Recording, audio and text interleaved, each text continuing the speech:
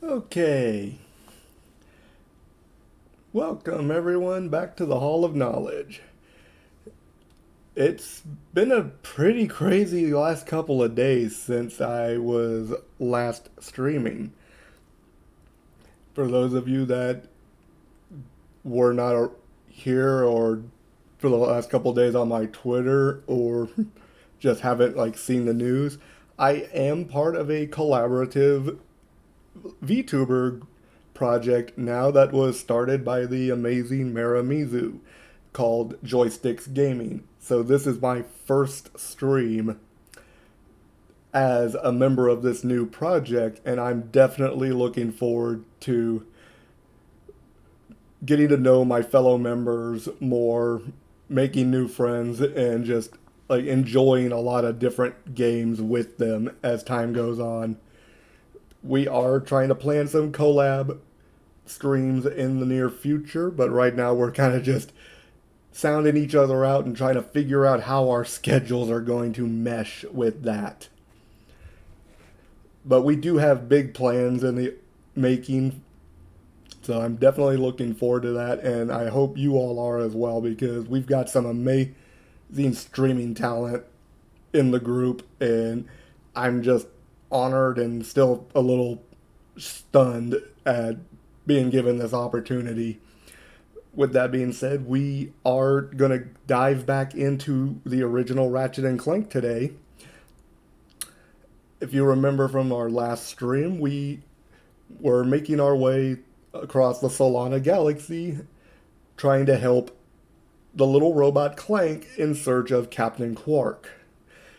Whether or not we'll find him today is yet to be determined, but we're making some pretty decent progress. We made it through, I believe, 4 worlds last time before we had to come to a stopping point. So let's see how far we can get today. Let's get the game up and running over here. Maybe turn the game audio up just a smidge. There we go. Looks like it's popping up on my screen.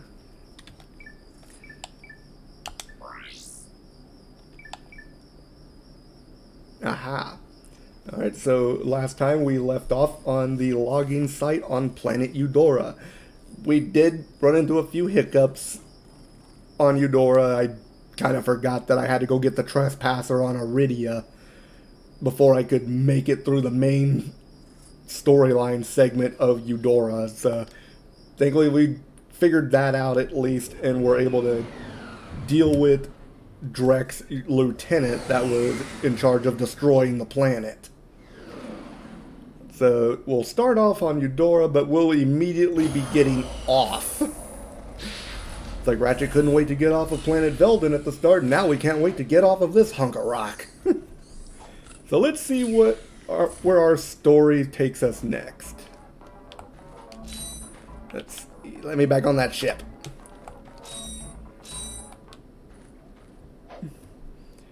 Yeah, you hop back out. Now hop your furry tail back in.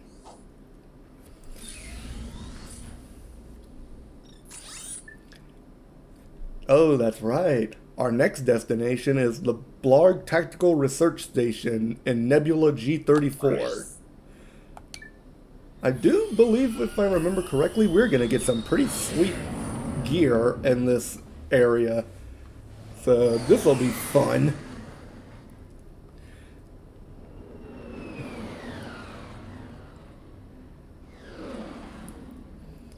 And Ratchet's over here just doing an aileron roll for the heck of it.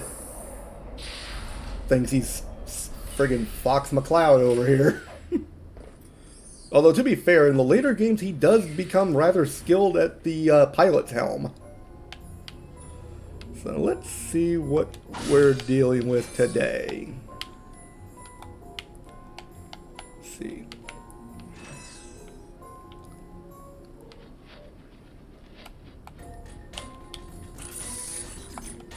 Whoop.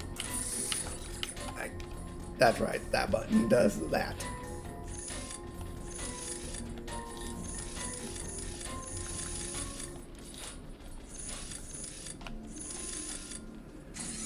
Okay, that was a little smoother than I was expecting. Oh, I forgot. You actually have some areas where you get to play just as Clank. You don't have as much... Whoops.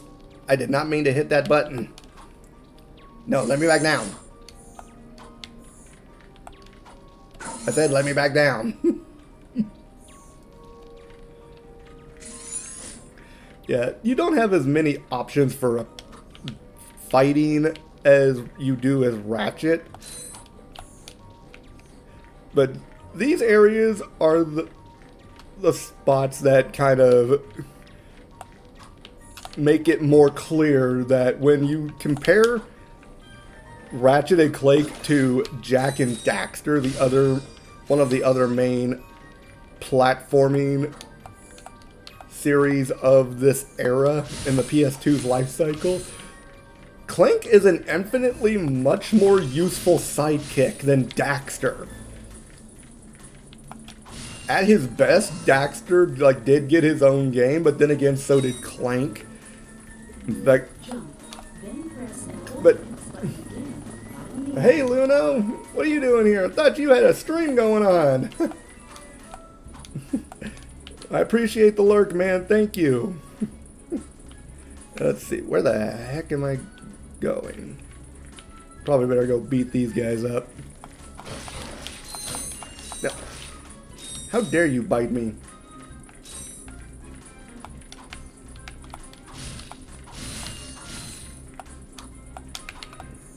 Let's see.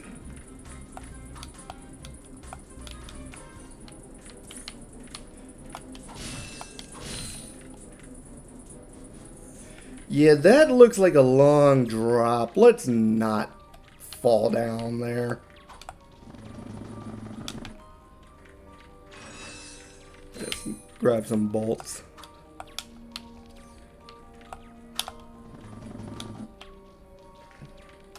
Oh, here we go.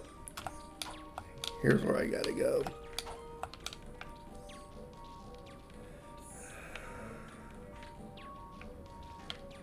Where was I I don't see any other spot where I could have gone.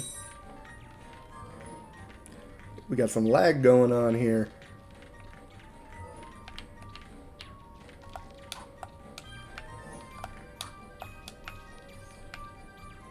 Ah, there's where I need to go. I saw a trail of bolts leading out.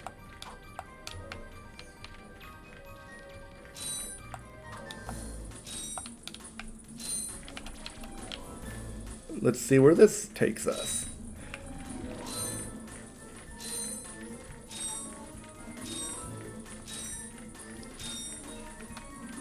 Gotta keep adjusting the camera because he keeps trying to go back to a position that makes it hard for me to see what I'm doing.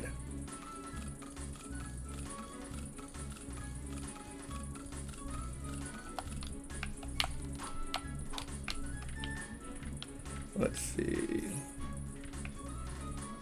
Oh, there is a gold bolt up there.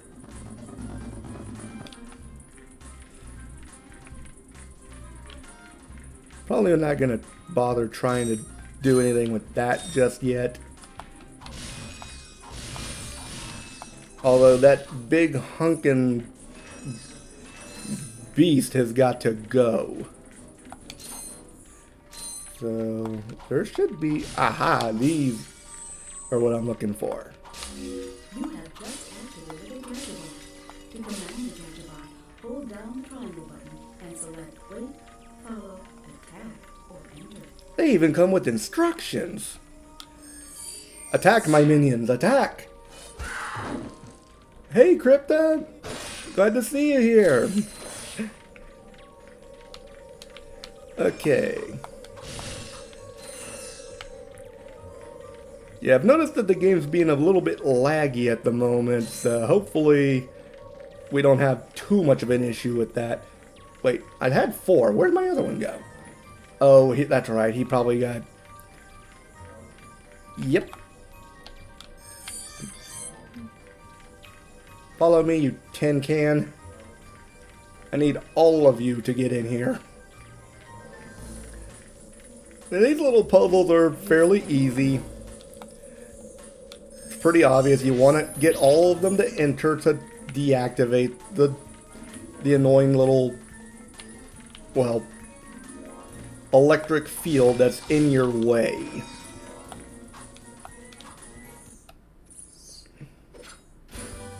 There we go. Oh my god, I love that laugh. Clank is one of my favorite, like, video game characters that's, like, considered a sidekick. Uses insta faucets and insta drains. Using it, you can drain and fill pools. Our sensors do not detect any on this space station.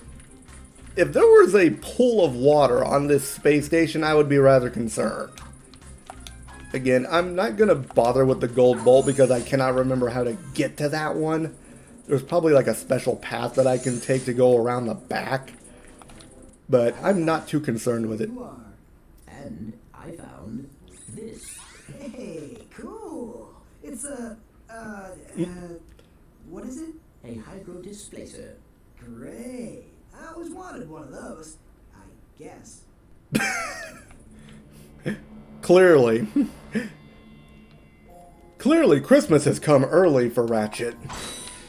But that's actually going to prove to be a lot more useful than he actually thinks once we get into the later levels. Do we have any new... I got some great Ooh, so I can get the Taunter. I don't use the Taunter that much, but it does have its uses in specific areas. So you can place any gadget or weapon on the quick select. Just pause and choose quick select from the menu. Let's see, is there it? I feel like there was something over here. This shuttle has an autopilot which will take you to a decommissioned Lark warship. Our scanners indicate that there may be useful technology on board. Board the warship. I'll do that later. I want to explore the space station first. Ah! I was not expecting to be killed by or hurt by steam. Come back here, you. Uh-oh.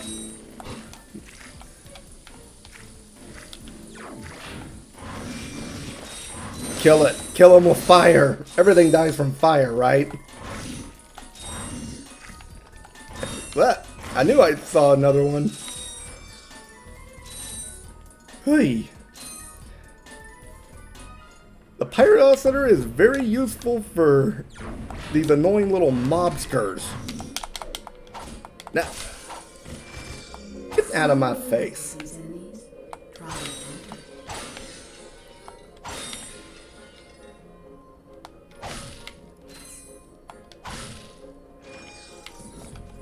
Oh, that's right. I could use the Taunter for that.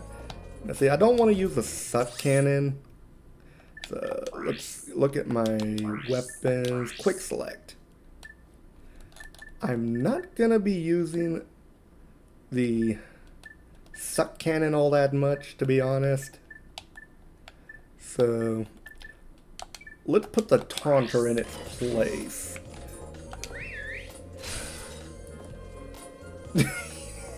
I love being able to do that.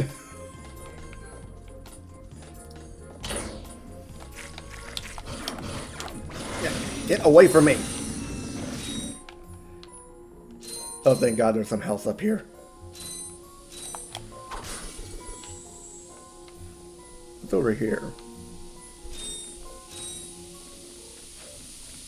Well, this looks like a pleasant day at the beach.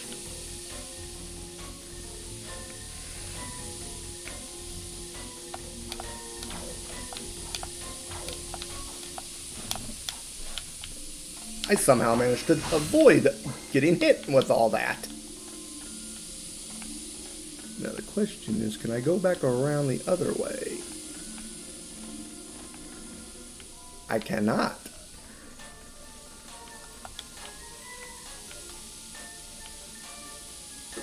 Oh, there's more health up there. I do want that.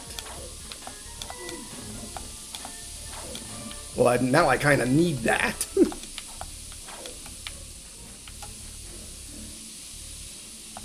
Okay. Nope. I jumped too soon. Clearly not my most intelligent decision. Alright, let's get the Pyrocitor back out, because I already know these annoying little frogs are going to get in my way again.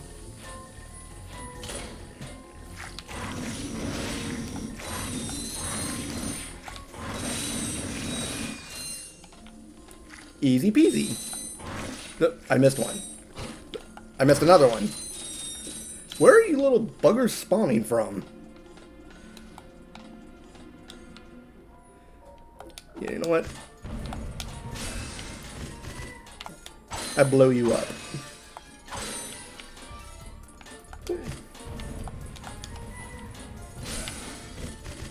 He's standing there just pointing his gun at the ground. Oh.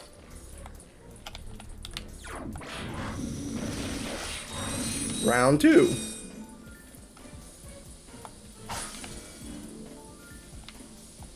Okay, so I don't need that health now because I kind of got it all back when I died. Okay, let's see.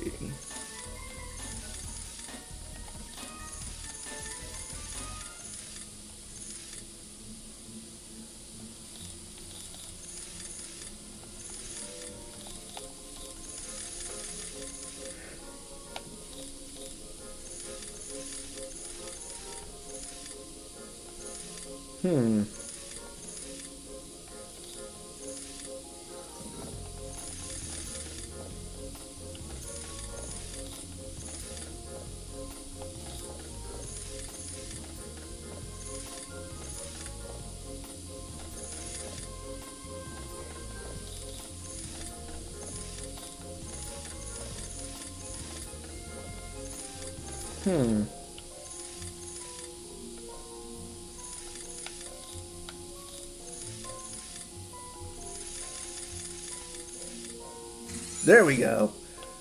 Yeah, these trespasser puzzles get kind of tricky the further into the game you go. I mean, clearly it's supposed to get harder as the game progresses, but these things can get really complicated. I remember younger me back when I was just starting out this game. In the later levels, I actually had to use a guide to figure out how to do some of those later trespasser puzzles. Okay, so there wasn't anything in there, so I... Score 1 for the janky controls.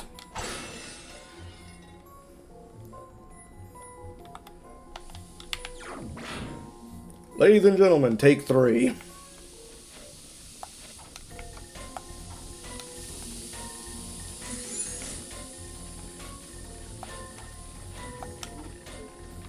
I keep forgetting how laggy and late to respond a lot of these. Get away from me. But I forget how, like, hesitant the controls are on the PlayStation 2. And this game has been reminding me of that constantly. Considering, like, the bomb goes to him. But considering, like, how many, like, recent games I've been playing from, like, the Switch and, like, modern consoles, like, it's very obvious, like, the difference in how the controls handled. Like, I even noticed it in Shovel Knight, despite it being a more modern game. Like, its controls were very reminiscent of the old style NES games that it was based off of.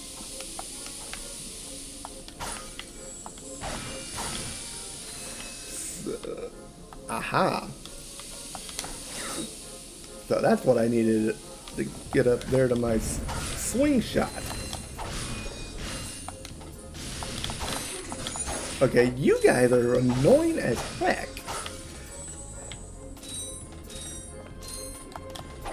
Now, I've noticed that there aren't that many, well, science fiction-y style games that I'm really like a fan of, and I think part of that is just like I'm not too interested in the sci-fi genre as a whole. Like, this is a rare exception. This and the Star Ocean series are like the biggies that I enjoy when it comes to games and stories set in a science fiction world. Like, I know a lot of people are like huge fans of like Star Wars and Star Trek and all that. I mean, you only have to look at the conventions that are dedicated solely to those franchises to see that. But that was just something that never appealed to me all that much, to be honest. Like, I enjoyed Star Trek a little bit. Mostly it was the character interactions in Star Trek that I enjoyed. And I liked Star Wars a bit more just because the story was more interesting in my eyes. But I was never like a huge like Jedi or I wasn't like really big into like the Force and all of that stuff the way a lot of my peers were back at the time.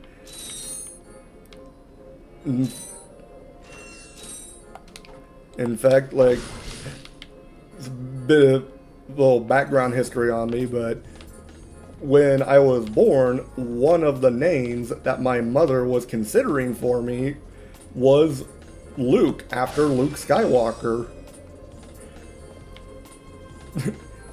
Ultimately, she did not go with that, but it did have some influence further down the line. I'll just say that and leave that at that. Let's see, don't have anything new. Didn't think I would, but I could at least get some ammo if I need it. But overall, the science fiction genre has just never been that much of an appeal to me outside of the rare exception like Ratchet and Clank or like Star Ocean. Like, eventually I am going to be doing some Star Ocean games. In fact, the remaster of the first one, Star Ocean First Departure R, is a candidate for one of the next games that I will be doing on stream once I finish one of these. There's a couple other games in the running, so to speak, but that's like a top choice. Okay, you guys are starting to annoy the heck out of me. You know what?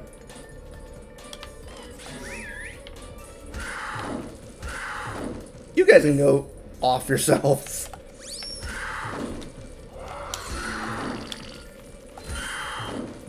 Did the taunter just fart? Ay, ay, ay.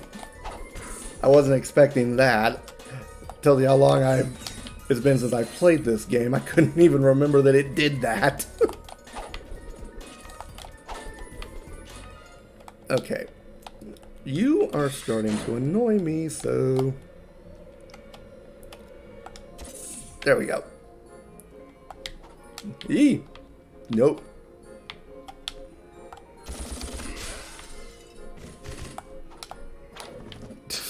I learned my lesson the first time.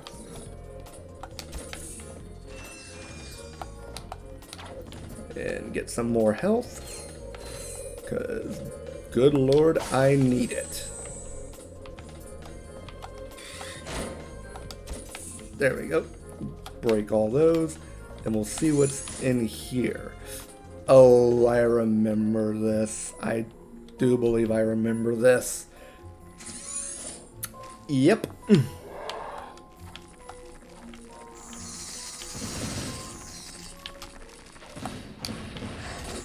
Get away from me.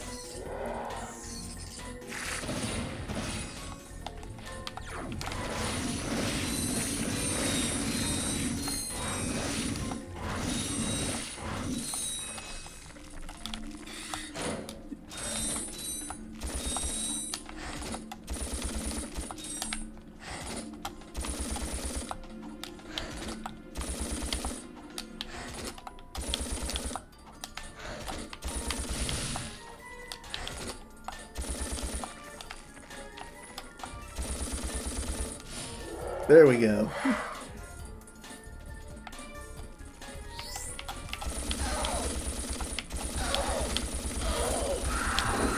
Get away from me.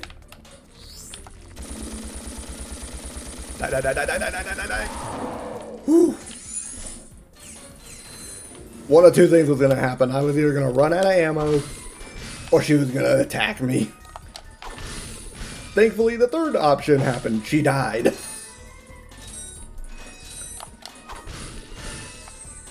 Whew. That one had me sweating a little bit there. Like, I know I had decent enough health, but I believe that there are certain enemies in this game that can actually do like 2 units of health in one hit. So I want to avoid that.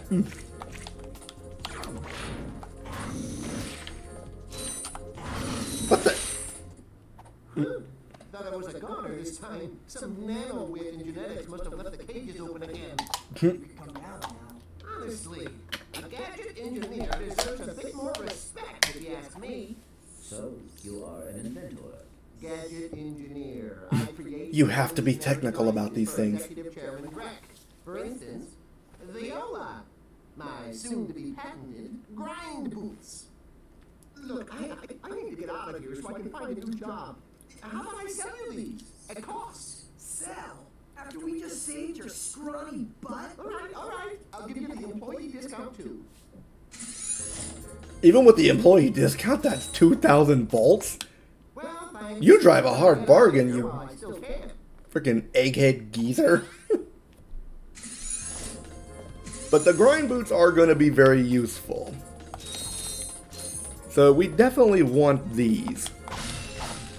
Now granted, we don't have any other way of getting out of here, so we're going to have to take them for a test drive. And I believe we are automatically... Okay, no, we do have to actually manually put them on. I know how these old games operate. You think you're set and good to go, and then you turns out, nope.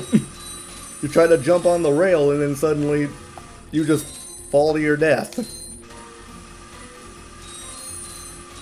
On the bright side, I don't have to steer.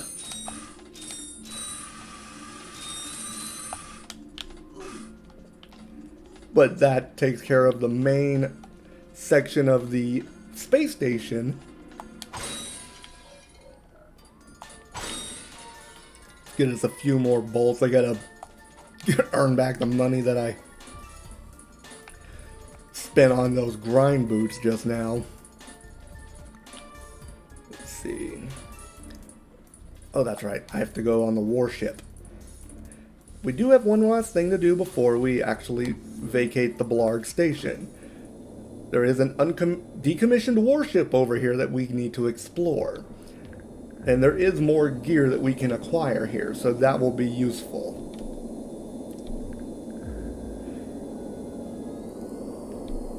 But kind of going back to like why I'm not a big fan of the whole,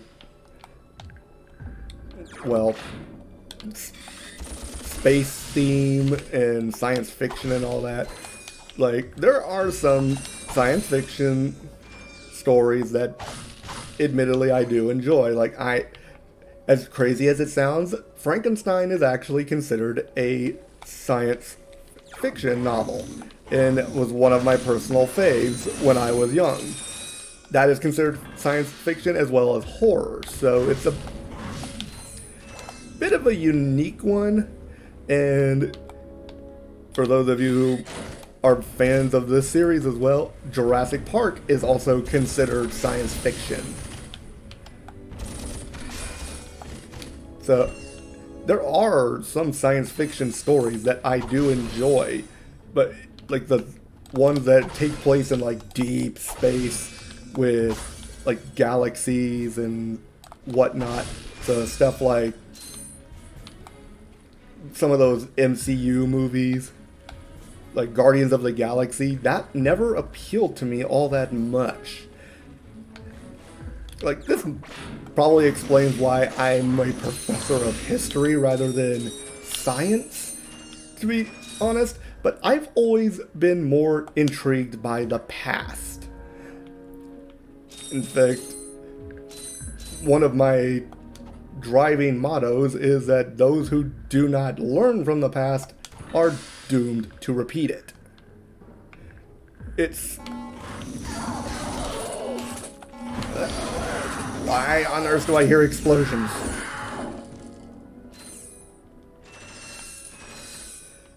Okay. Okay, why is there a big red button there? I'm gonna go back real quick because I believe there was a second path I could have taken. So I want to make sure that I didn't miss anything down there. Or if it all just leads back to the same spot. It probably does. But I'd rather be safe than sorry. Yep. There's nothing to be found down there. But going back, I am very much more interested in finding appeal in the past. That's why I prefer fantasy stories, especially those with a medieval type of setting over stuff like Star Wars. I just find it more interesting and more, well, appealing. And part of that is because I tend to be... oh, so that's what's behind that door.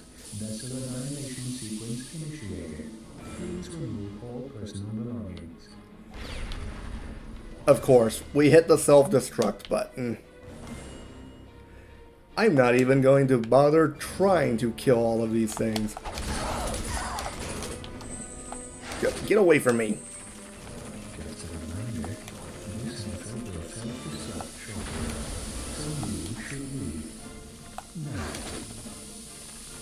What do you think I'm trying to do? I'm trying to leave.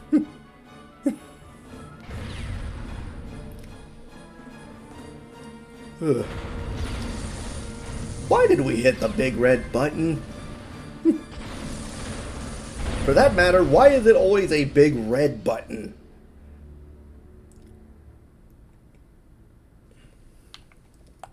But at least we got an info bot out of that. Special report. Ratchet reporting live from Blackwater City. We've just learned that Captain Quark will be presenting the grand prize at the Intergalactic Hoverboard Championship, which will be held here over the next few days. What the? This planet has recently been suffering from an infestation of strange amoeboid creatures. The city's administration has assured this reporter that every step has been taken to eradicate these nuisances. Darling Ratch, Channel 2 News. I think we can all guess what happened there. I hope that poor woman is all right. She's fine, I think. I was talking about the hoverboard races. Well, looks like we got our next marching orders. I got some great bargains for you today. Oh, that's a nice one. Okay. I'm decent on ammo, at least. I have found that I rarely ever have to get ammo unless it's for like specific weapons that have low like ammo capacities. So right now we're kind of in a good spot as far as the ammo goes, and we did complete all the missions. I think the only thing that we're missing is the last mission on Iridia, but we won't be able to do that until we finish Blackwater City, which is our next destination. So let's get our little keisters over to Blackwater City and do us some hoverboard racing.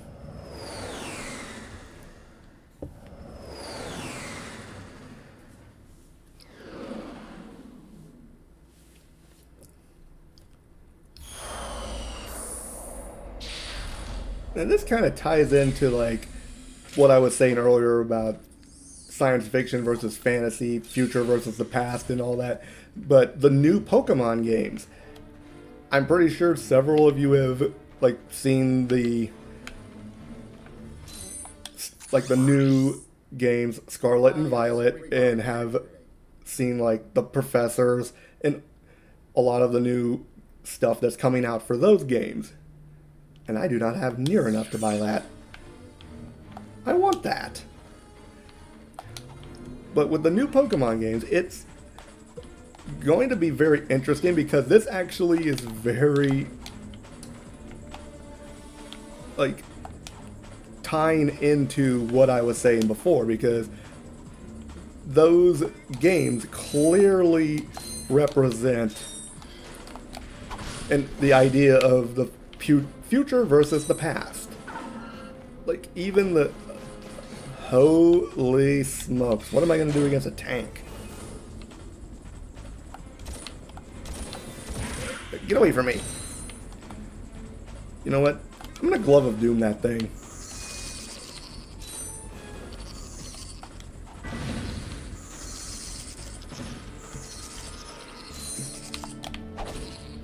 Yeah, I do not trust those tanks. There we go. Gotta work on my aim a little bit.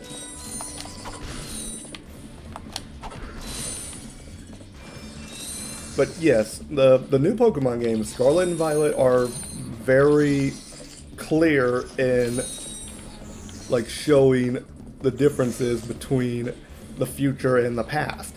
Like even the professors' names kind of pay homage to that. Like Professor Turo, the professor that will be encountered in Pokemon Violet.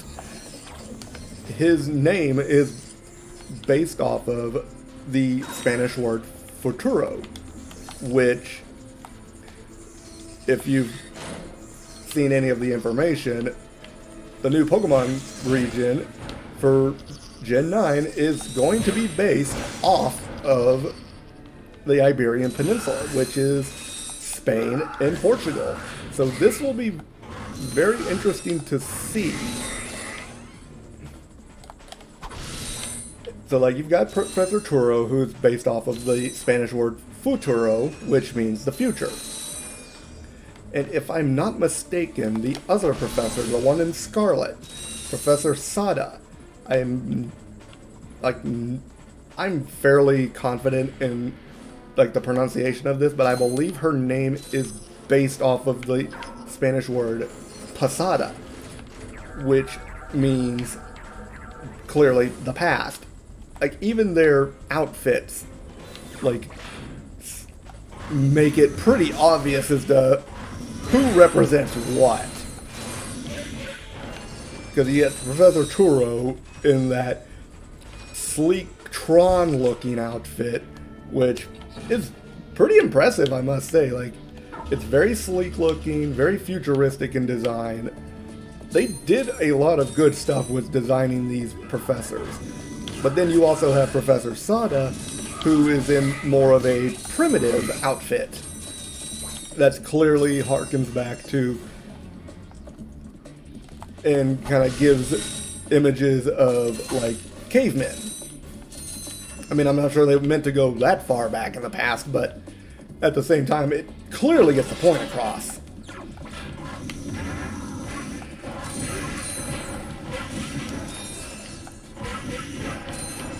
So, for that reason, more than likely, I am going to be getting Pokemon Scarlet when the games do come out. Just because I'm more interested in finding out what they have to say about the past in these new games than I do about the future. That, and to be perfectly honest, I prefer the look of the Scarlet Legendary to the Violet one, just because the legendary for Pokemon Violet does look pretty cool. I'm not gonna lie, but at the same time, the imagery I get when I see it is a little disturbing. Like if you don't know what I'm talking about, go back and look a little closer. Like, you see it in other Pokemon as well, like, let me think, Medicham is a pretty gross example of, like, what I'm talking about. So, again, like, I do like the design for the new legendaries, but I'm really interested in the legendary for Scarlet, just because it looks so cool. It looks like a giant... It looks like a cross between a dinosaur and a dragon, almost. That's a real beauty. Mind Glove, and I have just enough to get it. So, that's what we're doing. Now, let's see. I don't need the Hydro Displacer right at this moment, so let's switch that out for the Mind Glove. Now, we're going to be introduced to a pretty common recurring character in the series now, as well as a very popular recurring weapon. Rhino for your robot. Trade you. Well, okay. Ratchet. I'm kidding. Sorry, he's not for sale. What's a rhino anyway? Rip ya a new one. What did you just say to me? R-Y-N-O. I love Ratchet's response to that. That's the most powerful missile launcher in the galaxy. I know it's worth a lot of bolts. He must have stolen it from the Blars. Stolen. Look, trash can. Did I say anything about it being hot? You better watch your mouth or I'll... Wait, don't tell me. Rip you a new one. Yeah, you see that price tag? 150,000 bolts to purchase the Rhino. Now, granted, it's worth every penny. I am not gonna lie, that is very worth every penny. But at the same time, I have no intention of farming 150,000 bolts to try and buy this weapon. That would take an extraordinarily long amount of time. But rip you a new. Oh, believe me, the later iterations of the Rhino are much easier to acquire and, to be perfectly honest, a lot more visually appealing. In fact, I forget which game this particular version is from, but there is a version that whenever you fire the Rhino, it basically goes off to the tune of Tchaikovsky's 1812 Overture. And if you don't know what song I'm talking about, this little tune might jog your memory. Actually, I can't even, like, I don't even want to, like, say it right off the top of my head. I'm having trouble, like, bringing it to the forefront, but it's a very famous tune. If you don't know what I'm talking about, like, look it up. Like, go to YouTube and look up the 1812 Overture. It was actually very famous because Tchaikovsky made use of a rather unusual percussion instrument in the making of this piece.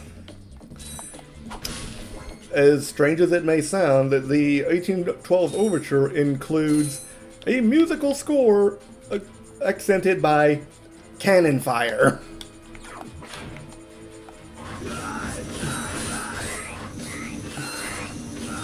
Okay, I really do not like these Amiiboid dudes because they literally just... Wait, where the heck did you guys come from?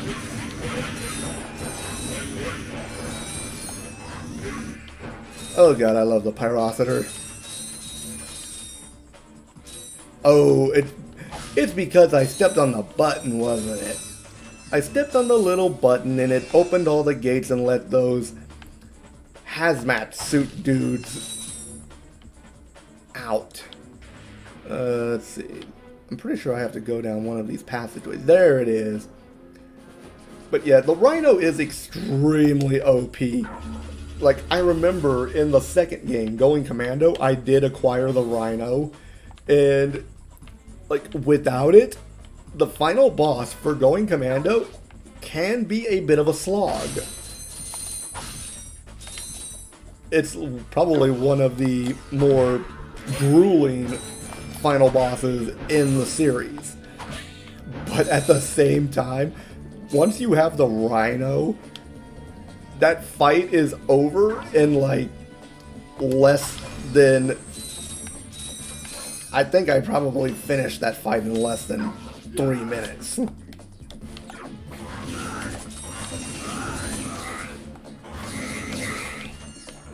Like, the Rhino is basically designed to destroy anything and everything on the screen. Like, it's not an instantaneous one, but the Rhino is essentially a full-screen nuke given gun form.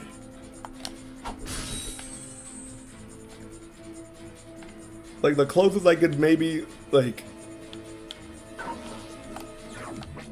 equate it to is probably Kirby's Crash ability from the Kirby games.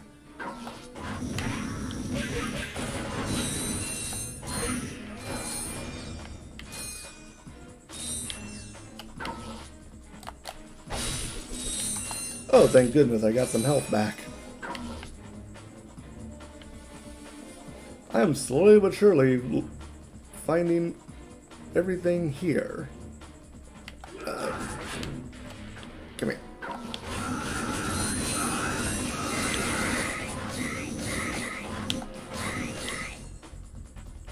Is it just me, or does it sound like those little dudes are saying die when they die? And there is a gold bolt. Now that's the funny thing. That last one is broken. It won't open the thing. You have to find another way to get in there. I actually remember how to get in there. To be frank though, I'm going to get rid of that tank first because I do not like that being there.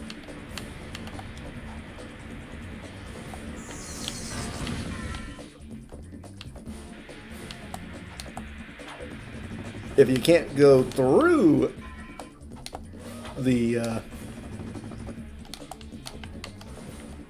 little grate that is in the way, then you just have to go over. Now let's see.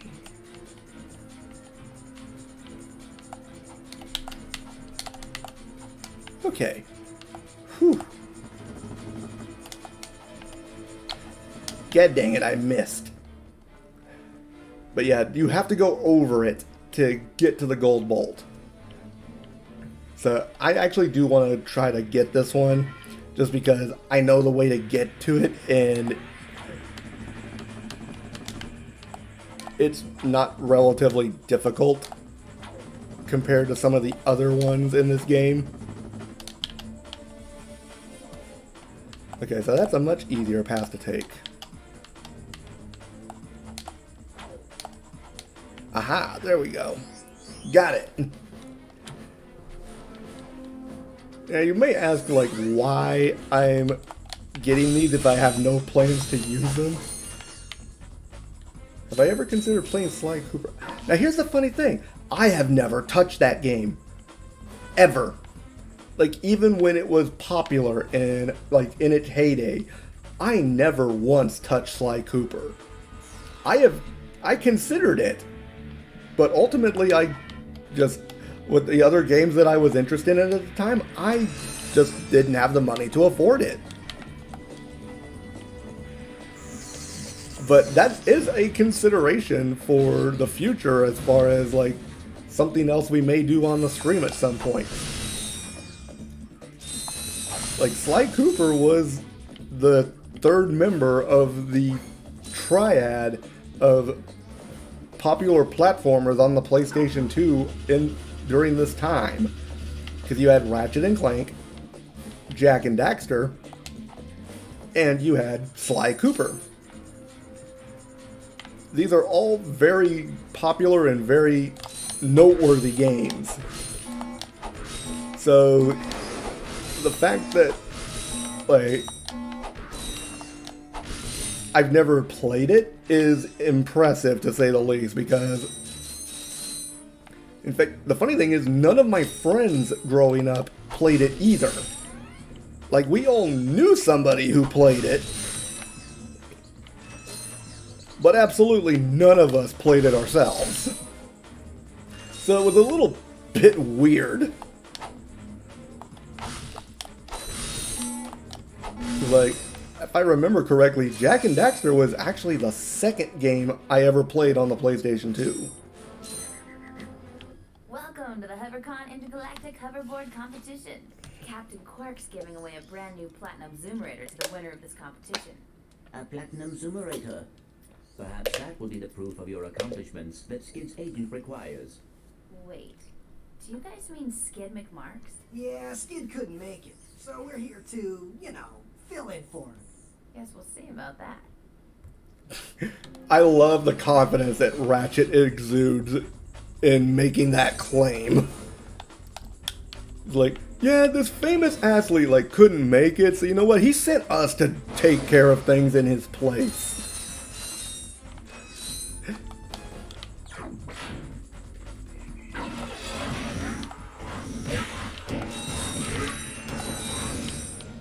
Yeah, you guys can buzz off. Okay, let's give this race a try.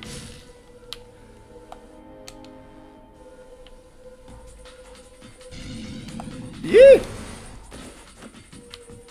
I forgot how hard these early games.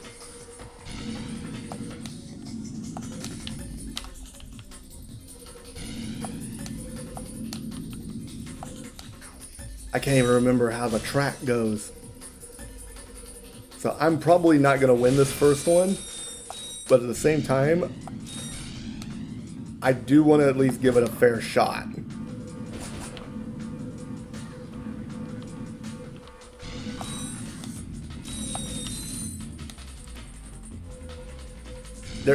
I believe you get a gold bolt for actually completing the course in a set amount of time. I can't remember exactly what that time is, but you've got to be on point with hitting these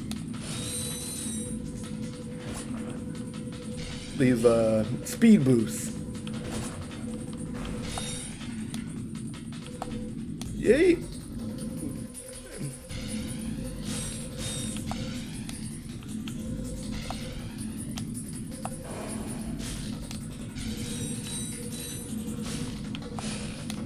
Okay.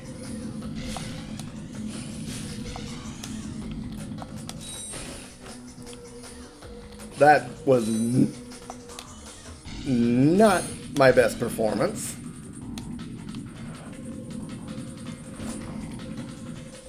Yeah, we're not gonna...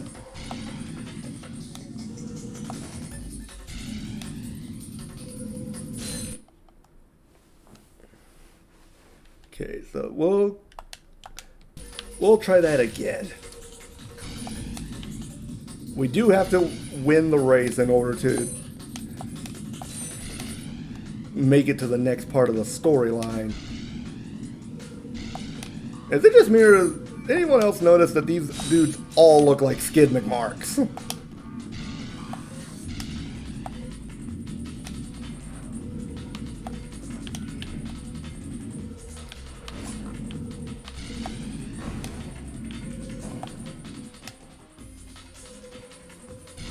Okay, so it's just me and this guy at the moment.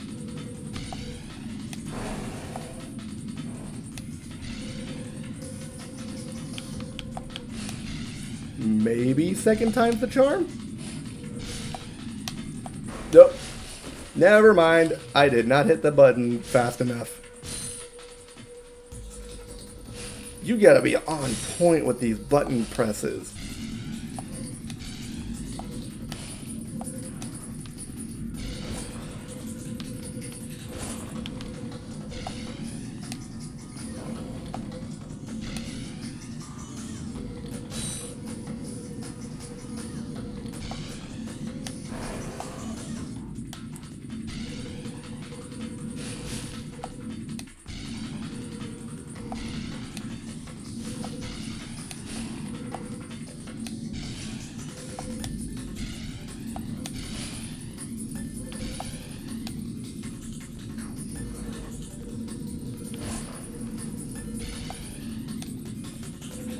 Yeah, didn't quite make it this time.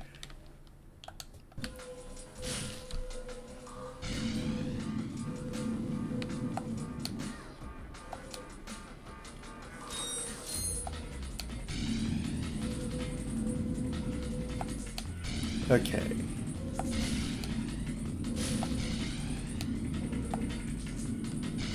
Slowly but surely I'm learning the course.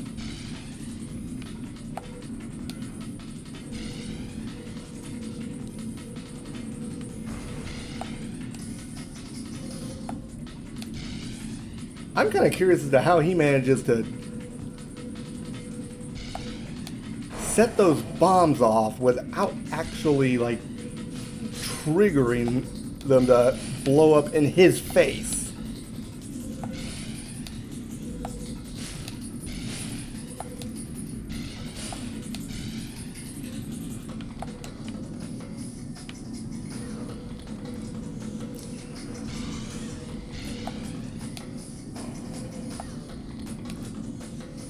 The booger's right on my tail, I think.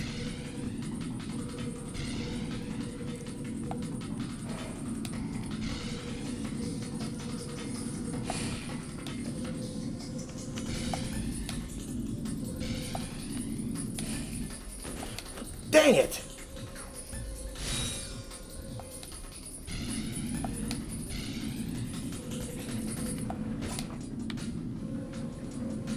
Come on, Ratchet.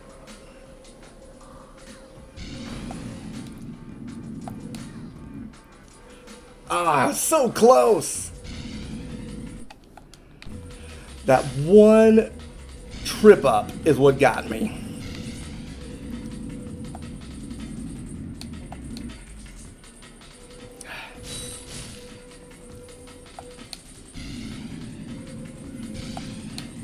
These dudes are all over here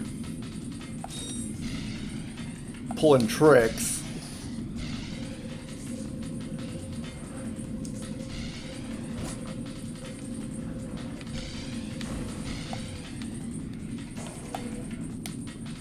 And I almost face planted right into that bomb box.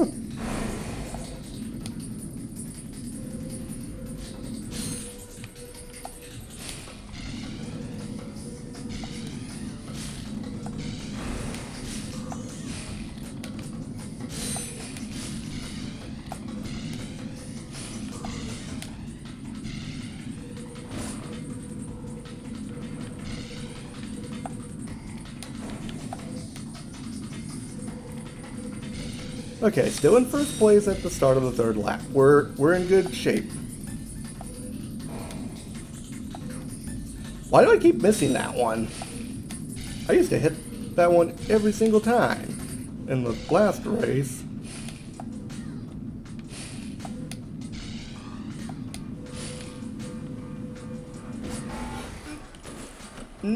Why?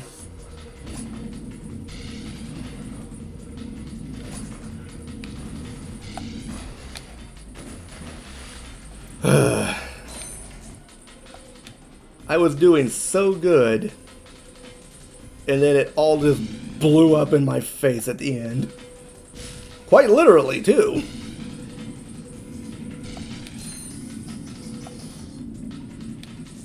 There we go. Got that one.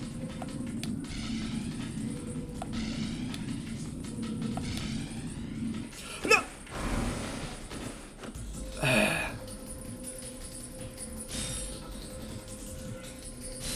I might be able to still recover from this one. Just because it's the first lap.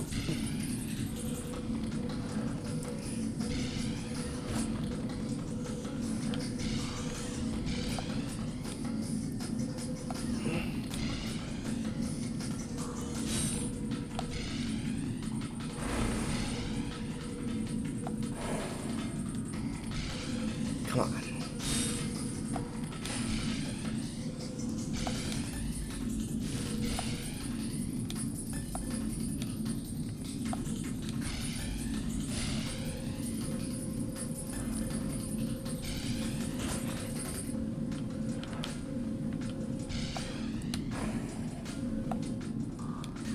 Alright, looks like I'm catching up.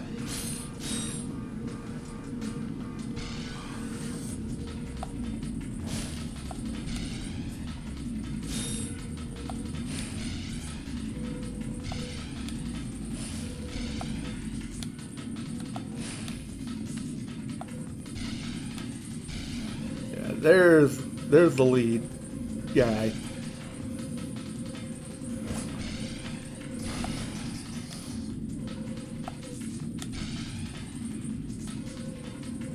Ah!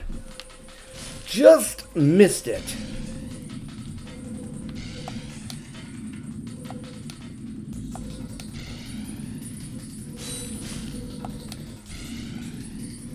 Yeah, the mini games in this one are a little bit trickier to nail down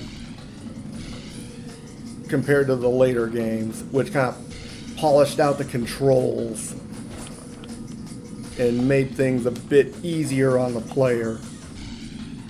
But as is the case with many early games in popular series, oftentimes the first one is how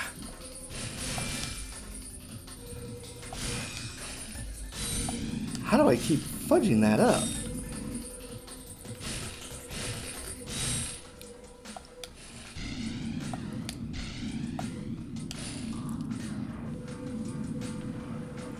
But yeah, many early games in a popular series are typically a lot harder than the later iterations. And I am just not hitting these. I'm not hitting these boosts very well at all.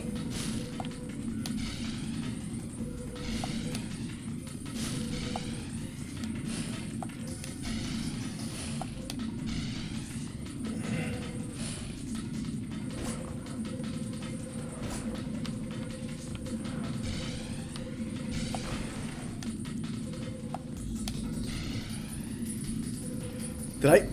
Oh, thank goodness I got it. Whew, that took me a few tries. Let's give it up for newcomers. Ratchet and Clank.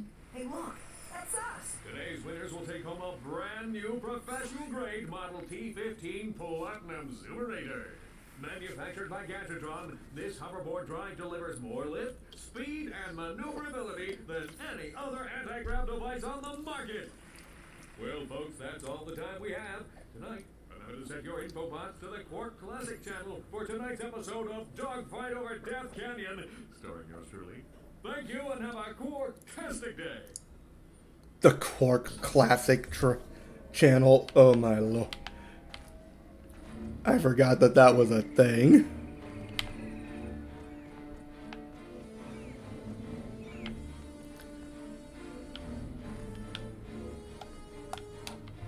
Let's go back to the ship, because I believe there's a second pass that we can take.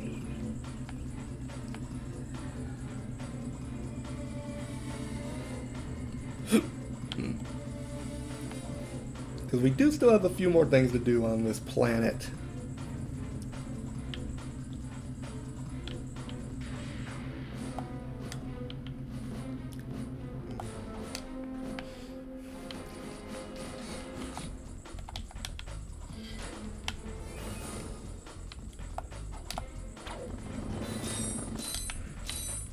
Okay.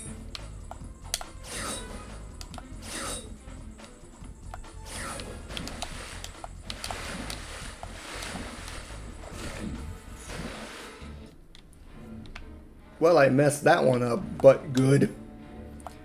And that was even a reference to the Jak and Daxter games with the lurker shark. Okay, yeah, let's do that a little more safely this time.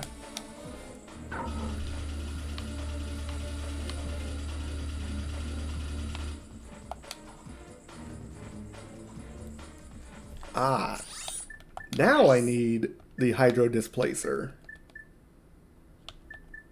I don't believe I need the trespasser at the moment, so we'll kind of hold off on using that.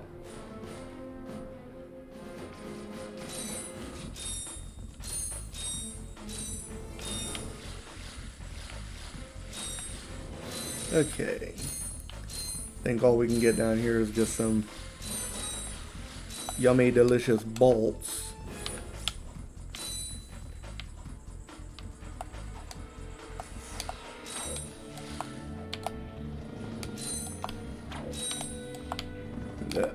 Let me back up.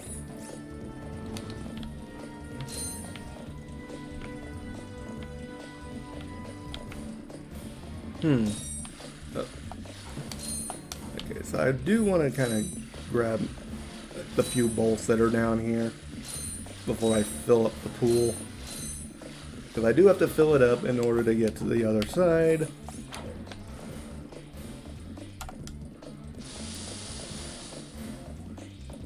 And voila, insta-pool.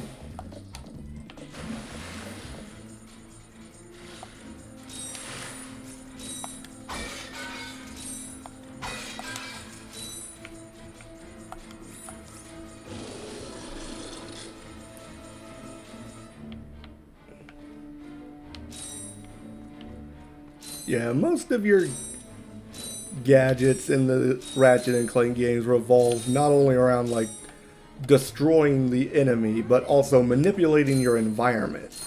That's what makes these puzzles so interesting, in my opinion. And oh, that's right. I just needed that to get the bolts. I actually need to have the pool full of water so I can actually get through.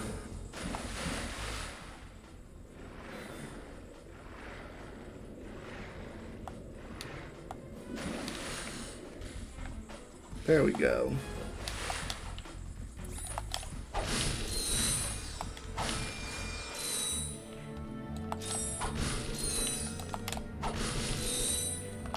Why am I hitting everything except for the red one? Which is the one I want to hit. And as you probably have guessed by now, those red boxes are the only way to get through the blue ones that are made out of metal. Now what's it? Uh-oh.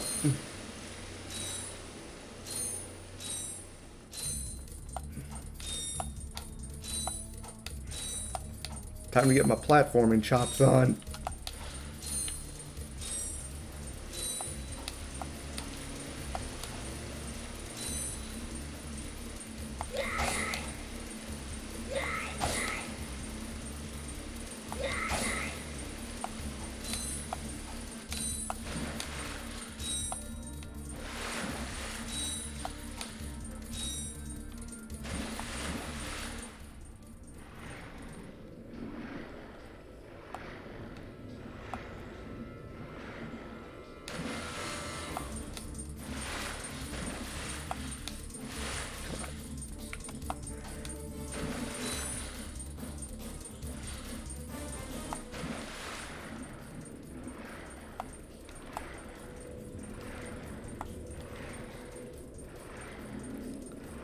Come on.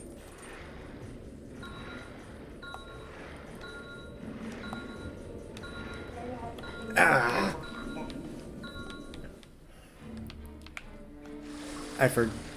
There's gotta be a way to get through here faster.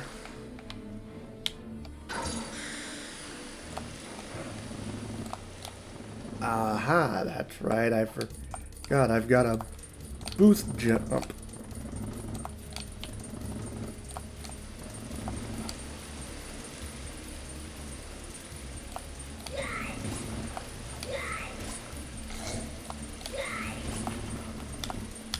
Oh no.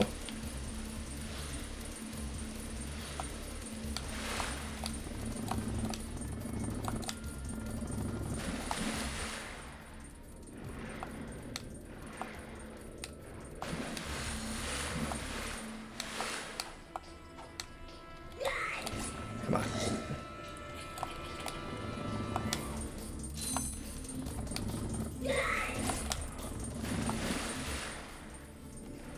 There we go. Come on, Ratchet. You can make it.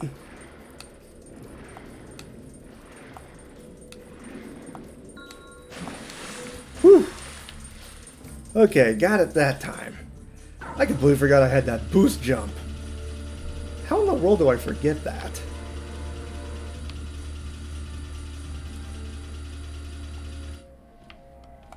And suddenly the elevator ride from heck.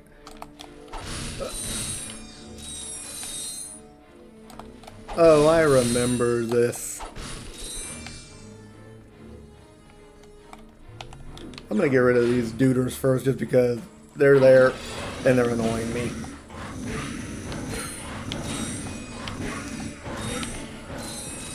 That and I want the bolts.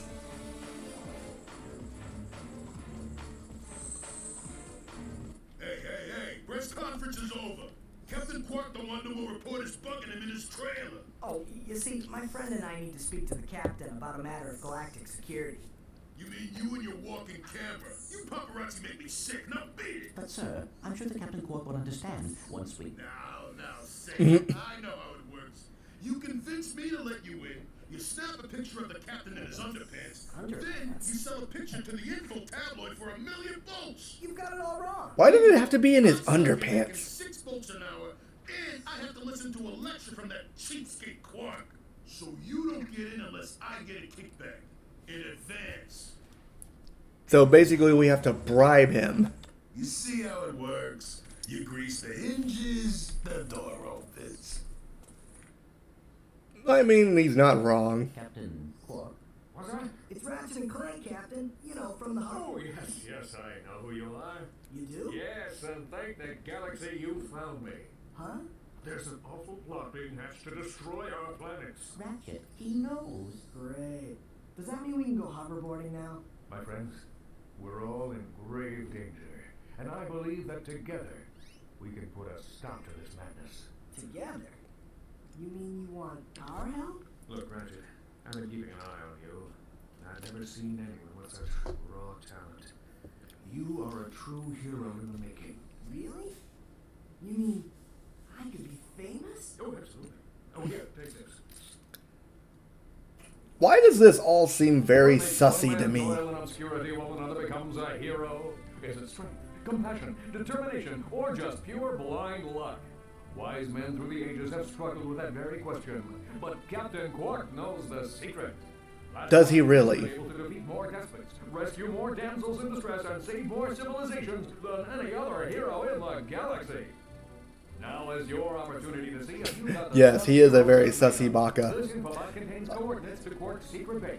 For those of you that are fans of the series, I'm not sure if you know this, but Captain Quark does have a full legal name that Oh, just make your way through the defense. honestly makes him seem even more sussy than he already seems to be. But his full name, according to canon, is Copernicus Leslie Quark. Meet me at my headquarters. Not exactly a very heroic name when you think about it. But my question is, how does this fool know about us?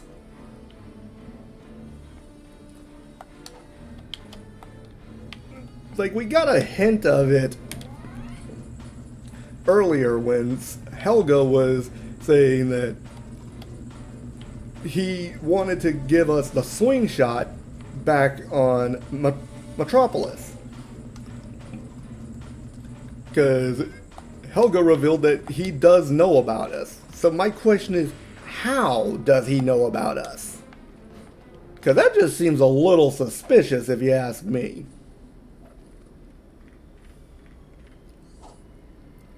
But anyway, we've got what we came for. Let's get back on our ship. Now, we could go to Quark's headquarters on Umbris. However, we did win the Zoomerator from the hoverboard race. So we can actually go to Iridia really quick and bring the prize that we got to Skid McMarks' agent. And we will get a reward for doing so. So let's go take care of that real quick just so we can tie up some loose ends.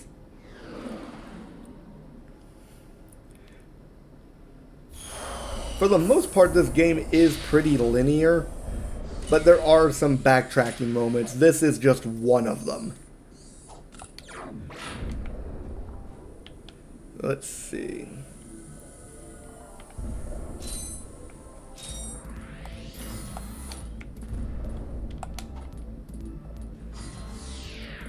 And we did get a teleporter activated.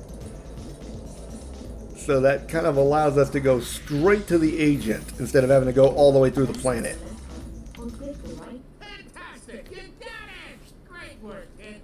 So, are you gonna represent me? You bet, kid. And as a signing bonus, I got this. Cool helmet.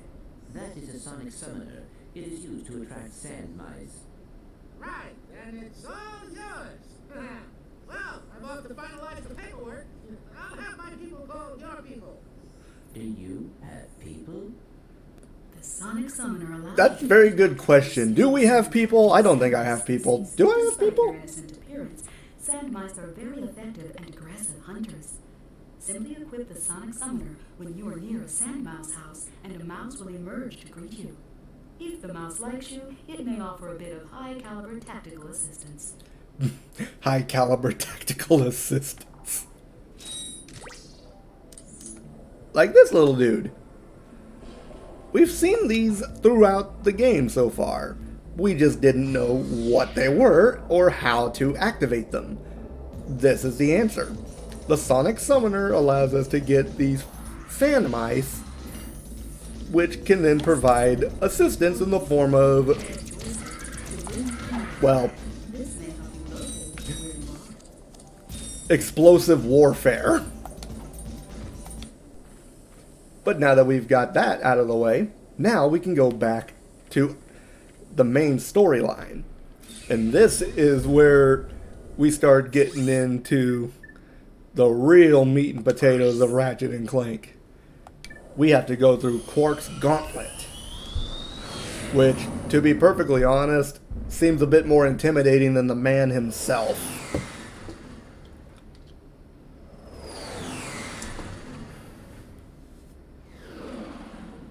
But let's see what kind of trouble we can cause over here. Now, Umbris actually does have some very useful plot points in the movie. There actually was a full-length Ratchet and Clank movie that was made in the 2010s that used modern animation techniques. Surprisingly enough, they actually were able to bring back the original voice actors for Ratchet and Clank to basically reprise their roles in the movie. Tell me later. Later? We might be dead by then. What? All right, Clank. Is it just me, or does it feel like he was just deliberately ignoring us through that? I got some great bargains for you. Bargains on ammo. I don't need that.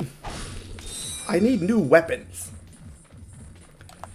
That's the name of this game. Weapons. Like, even the taunter has some use, minimal as it may be.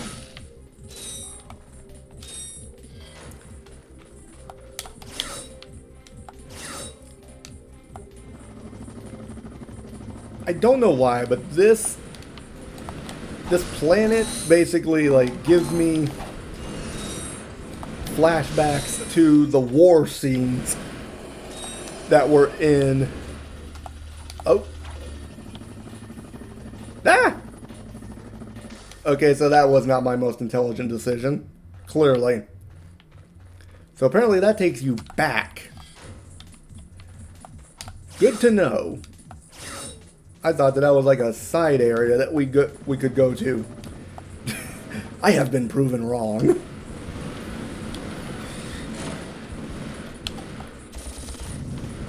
There we go. Yeah, rip.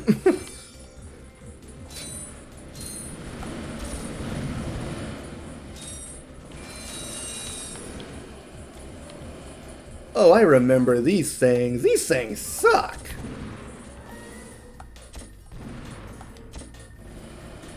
I'm not even close enough to do anything about that one. Those are basically, I guess the best word to describe them would be proximity mines. You get close enough to them, they activate, and they chase you.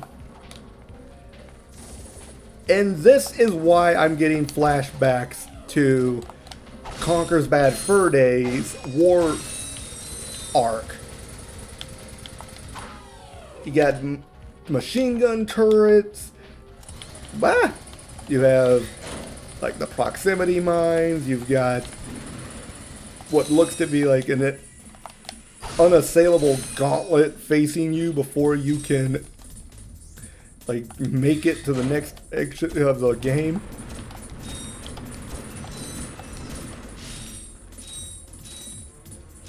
Thankfully, this is not going to be quite as difficult as Conker's Bad Fur Day.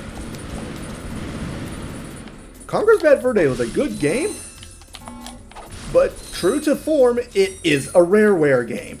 That game is hard as heck. So if you ever do like well, first of all, you have to be old enough to try that game. See? You get close enough, it grows spikes and it attacks you. Come on. There we go.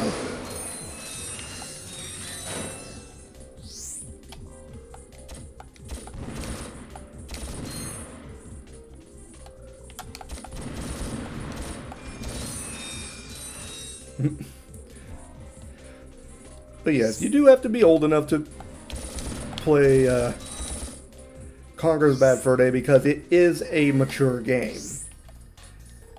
It does have some very interesting characters, though, if you do like get a chance to enjoy it. But again, it is a Rareware game, so do be prepared for a rather arduous mission in actually completing this game. Comparatively speaking, this one is a much more accessible one. Unless you're into that kind of thing, though, there are some people that I know that actually enjoy playing challenging games just for the sake of the challenge itself.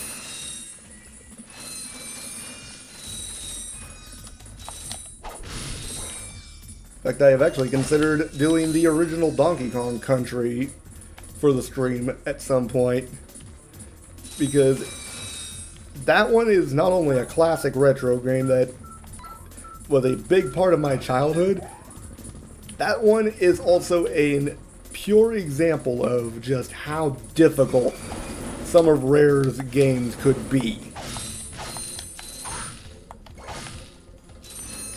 Like, Donkey Kong Country 1 was notoriously difficult. And these guys are trying to shoot me. How dare you try to shoot me?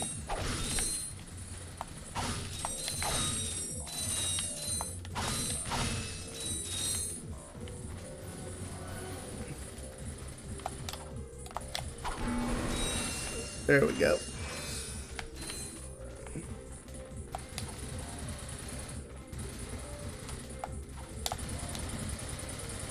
Okay.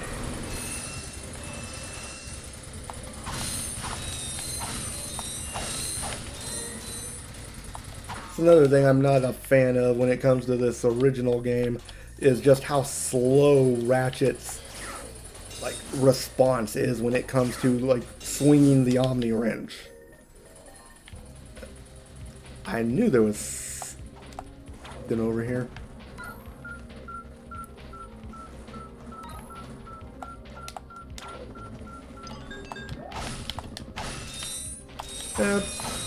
This is a pretty straightforward puzzle, thankfully. You gotta find the 3 little green pads, you gotta step on them, and then you open the door. This one just happens to lead to a gold bolt.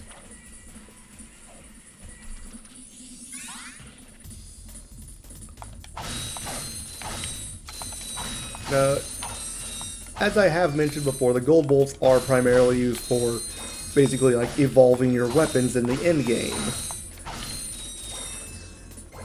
Which is primarily why I'm not going to be using them or actively searching them out, because we're going through the main storyline of the game. We don't really need to be spending an inordinate amount of time trying to chase down gold bolts that we're not going to be making much use of. You get out of my way. I do want to find where these pads are before I actually like actively step on them. Okay, so there's one there. And there's my first time getting shot by these things.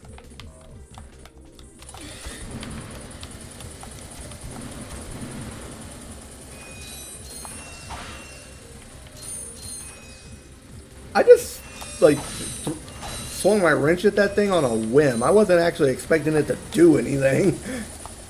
And it turns out that actually, like, destroyed it and got me a few bolts.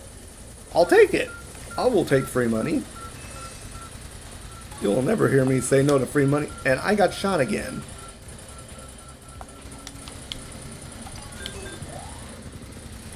Why do I keep getting shot? You.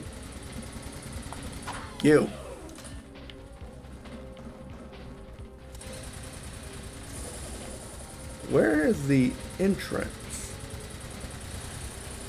Was it in here? Yes, it was. Alright, so let's get our health back, or at least some of it. Yee!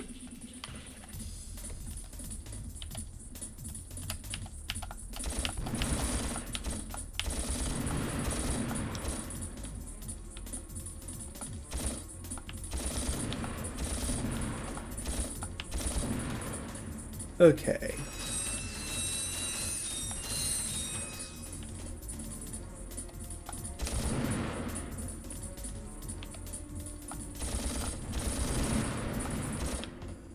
Okay, that one went much smoother than the first one did.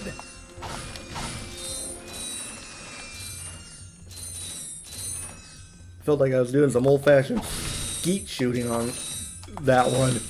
You gotta lead your target. Which, unfortunately, I am kind of bad at.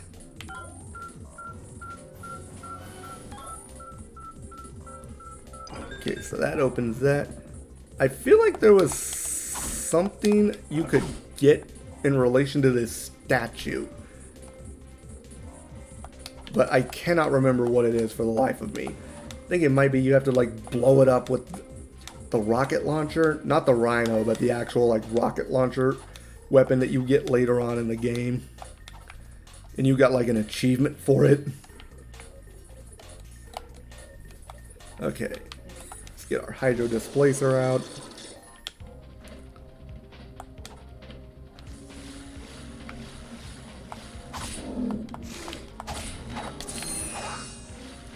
Okay, good to know. Those things take 2 hits to actually kill.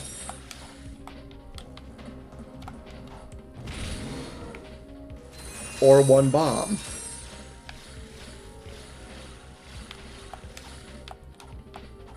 Got me a 2 for there.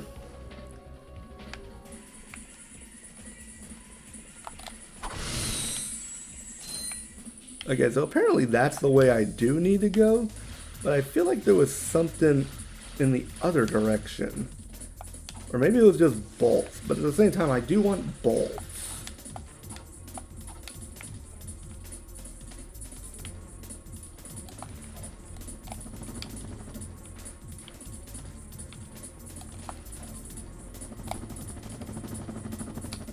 Okay, there we go.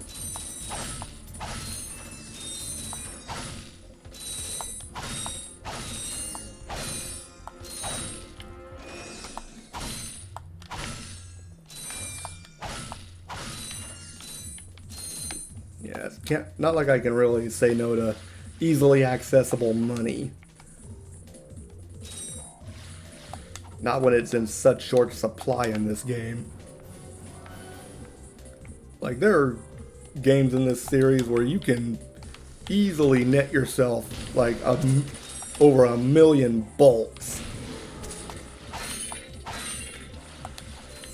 It's this first one, though, that money was kind of like a very valuable resource. Which kind of explains why the going price for the Rhino is only 150,000. When in later games you could easily clear that milestone in like a couple of hours.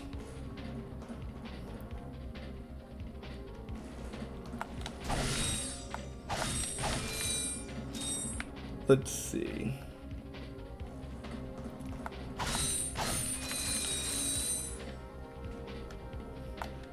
I see a shark in there, which I do not want to be eaten by, so we are going to not let it eat us.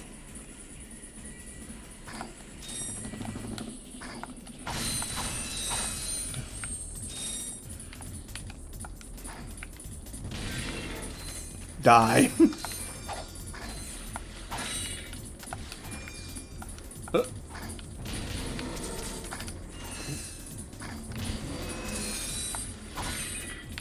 And he was just, felt like he was just barking like a dog. When do fish bark?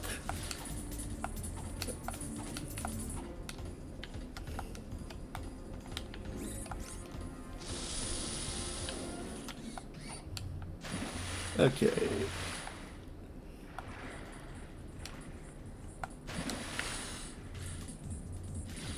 Easy peasy.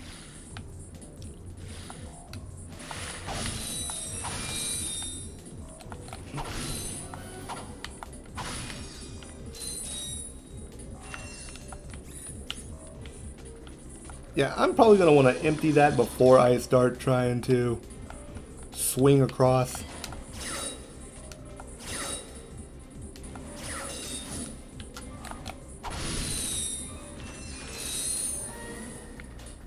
Chain swinging. You know what? Let's toss one of those in there. Oh, that actually did not work.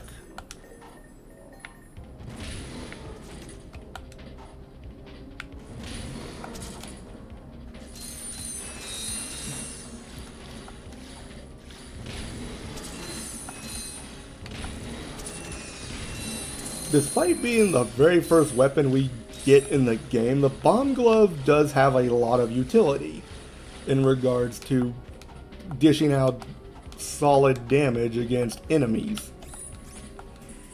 Like even now, here, I want to say we're probably close to halfway through the game, and I'm still finding lots of use for the bomb glove.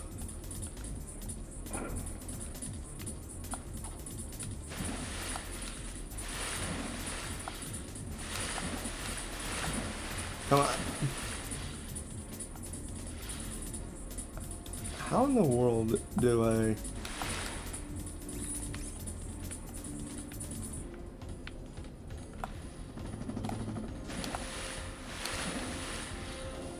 Oh, I think I remember. I have to remove the water, and then I can do a boosted jump.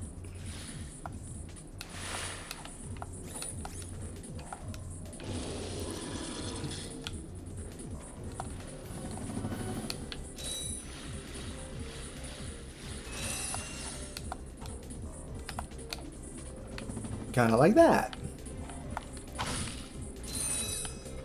Progress.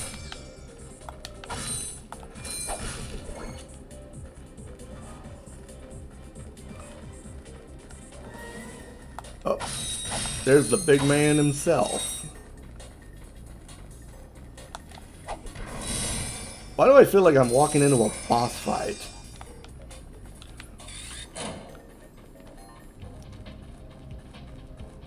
Stick 'em up. You're under arrest. Well, well, you two continue to surprise me. Step into the ring of heroes, and I will finally give you what you deserve. Ratchet, this is no time for you to become cautious. We have reached our goal. I don't know. There's something fishy going on here. Listen to your little metal friend, Ratchet. Your destiny is mere steps away. It's just something doesn't seem right. This is it. This is proof that Ratchet has some very good instincts in him. Thank you, Clank. You've been most helpful. What the heck was that for? Get off of me, you idiot! I love it when a plan comes together. What do you mean? What do you think he means, genius? He's not gonna help us. He's gonna kill us. You catch on quick. Although there is one problem with your hypothesis. I'm not going to kill you. You're not? No, he is. Well, that's not much better.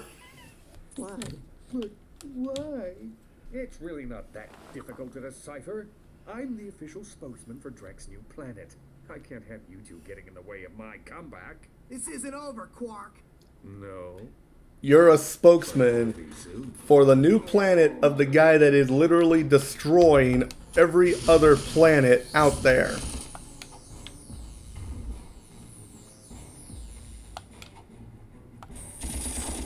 Yee! Get away from me.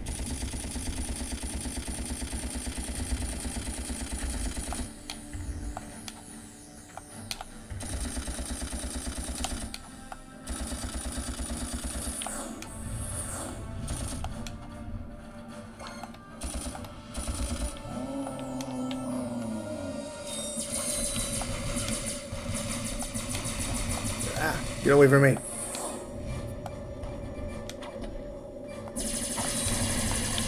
Nope, no, no, no, no. God dang it.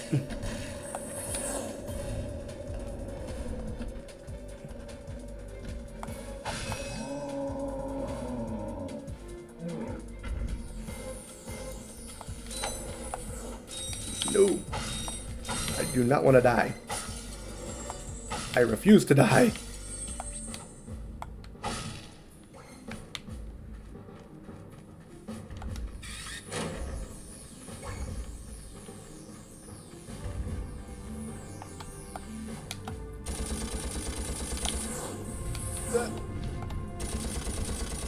Alright. This seems like a pretty straightforward fight. Avoid the shockwaves. Shoot him when you can. Don't get caught on fire.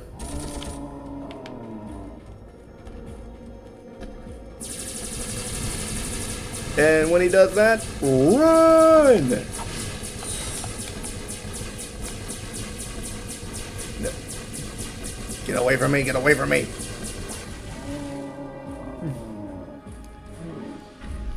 Yes, please, fall in the lava.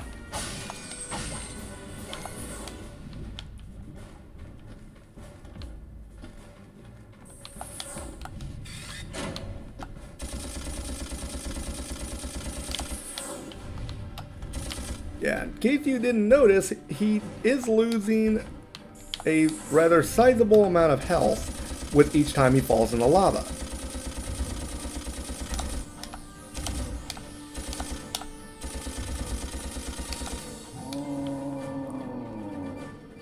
And this should finish it.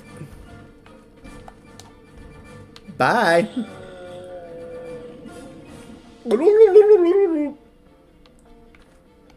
Good riddance.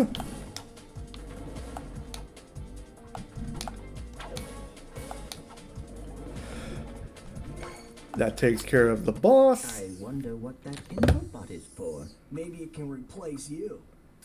And now we reach the redemption arc of the story. We need support now! Actually, I need support. My entire battalion went AWOL and left me to fight this war on my own. If the enemy doesn't kill those guys, I will. I'm not gonna last much longer. Requesting immediate assistance. Over and out. Those are direct ships destroying that planet. We must help that commando. Are you serious? That's it. I am out of here.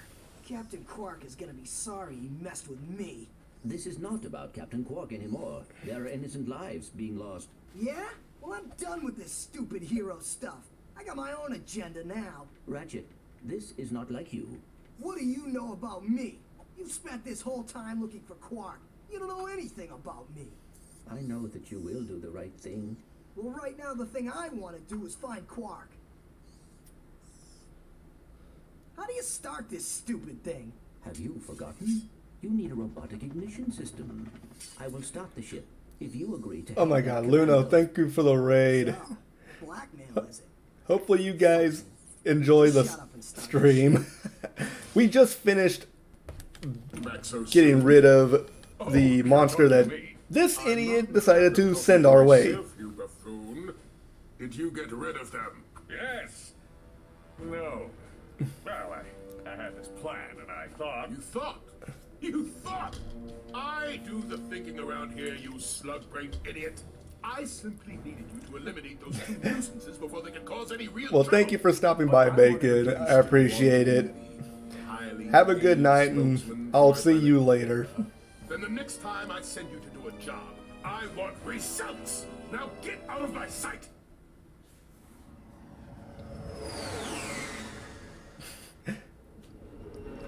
Yeah, for those of you that were listening to that little discussion, yeah, anytime that Captain Quark tries to think, there are bad things that happen. But anyway, these are our new marching orders. Quite literally, from the looks of it. Look, I just want to Zip it, worm! You see those bombers? If you don't get to the turrets and knock those ships out of the sky, this whole planet's gonna be rubble! Meet me at the city entrance! He needs our help. Yeah? Why don't you go help him? Into another trap. Well, go on. Go fight some evil. At least I'm not a coward. Whatever. As soon as I find Quark, I'm selling you for scrap. It's kind of interesting to see like how their interactions like change over the course of this game, and how they eventually become like the famous duo that we know and love so much. Hi there, fuzzball. This is what I want. The Devastator. This is the rocket launcher that I was speaking of earlier. This thing is gonna be our bread and butter weapon once we get a hold of it. And you guys are going to attack me if I get too close. So you know what? Let's put the kibosh on that really quick.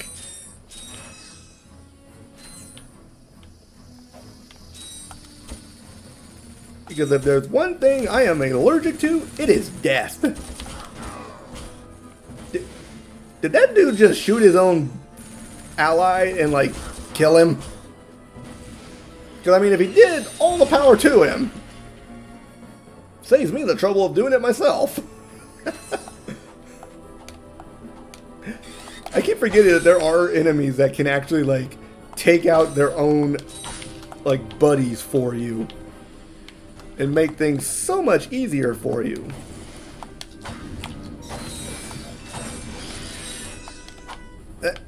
Get down here. Let's see. Aha, there is a gold bolt over there. Yeah, that's not how I get up there.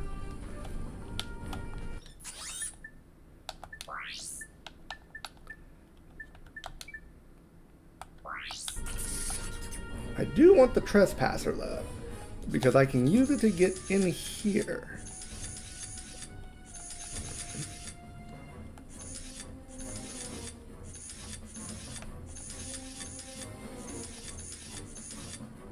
Okay, this is getting kind of silly.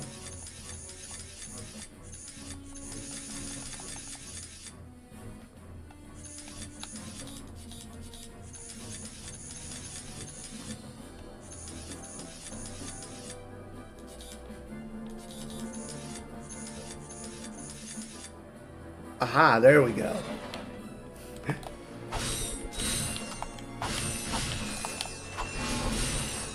Keep forgetting how annoying those little traps are.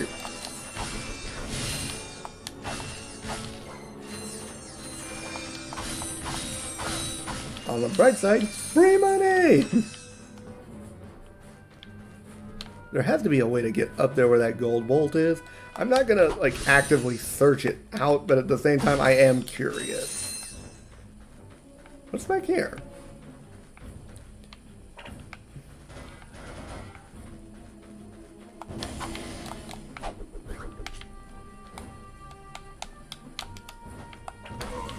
You're not the only one who can throw bombs.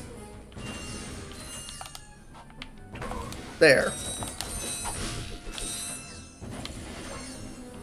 My bomb meet your bomb. My bomb win. Easy peasy.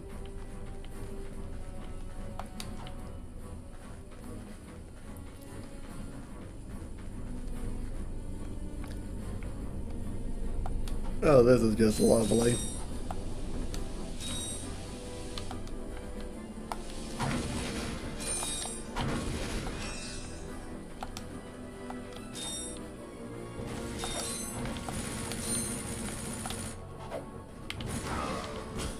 Get away from me.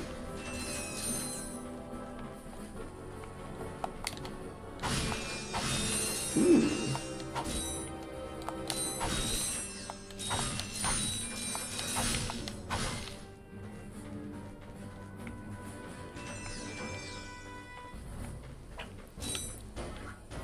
What the?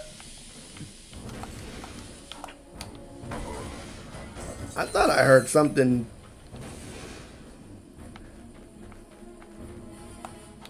Okay, I'm thinking we're probably going to try to get to the turrets and knock those out and put that as like our stopping place for the day. Like, we've made some good progress in the story so far. Let's see, make sure there's nothing else hiding around here. Yay, get away from me. Get down here. Last thing I want is you setting me on fire or electrocuting me or whatever it is that you do.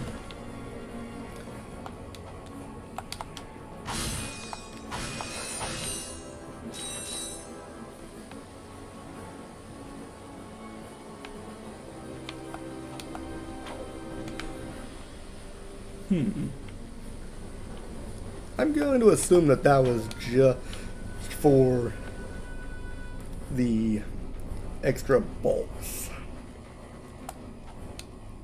It didn't look like there was any way for me to get up there.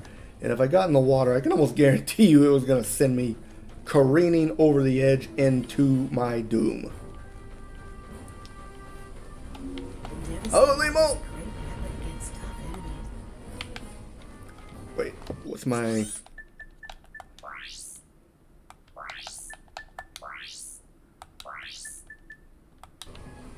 Okay.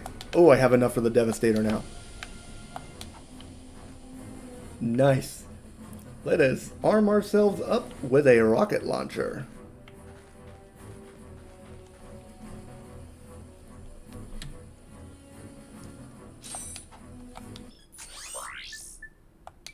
Hi there, Fuzzball.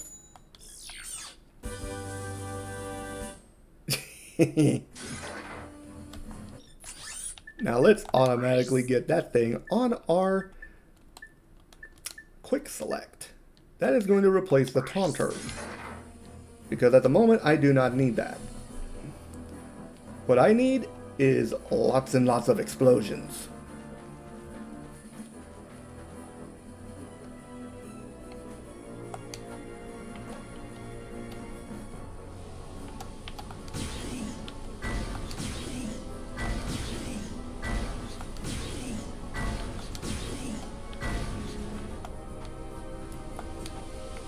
And it took 5 rockets to knock that thing out.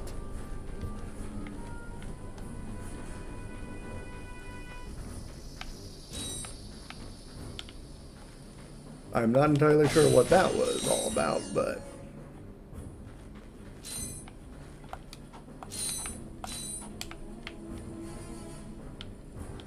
let's see.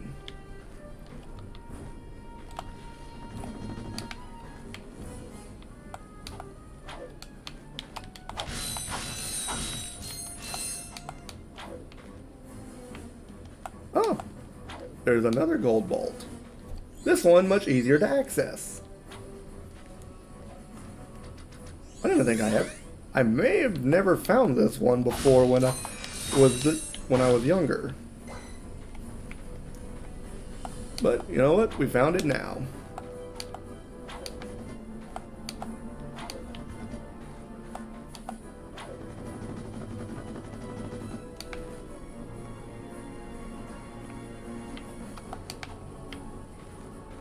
Okay, so this is the way we want to go.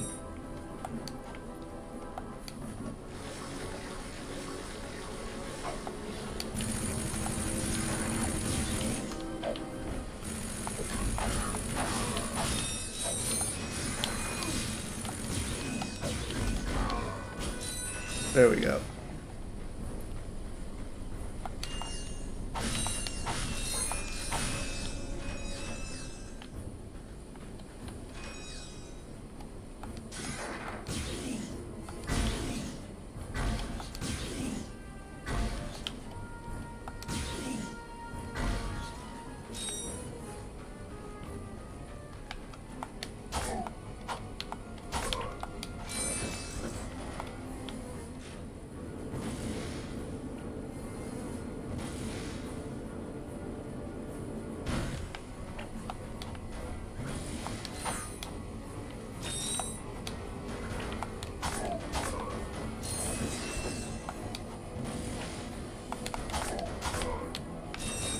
So without a last Devastator bomb, I can't get rid of that thing completely.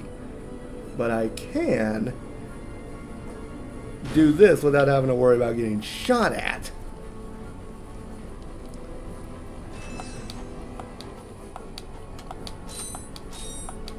But see, this is one of the instances where I would actually, like, try to go back and get some actual ammo.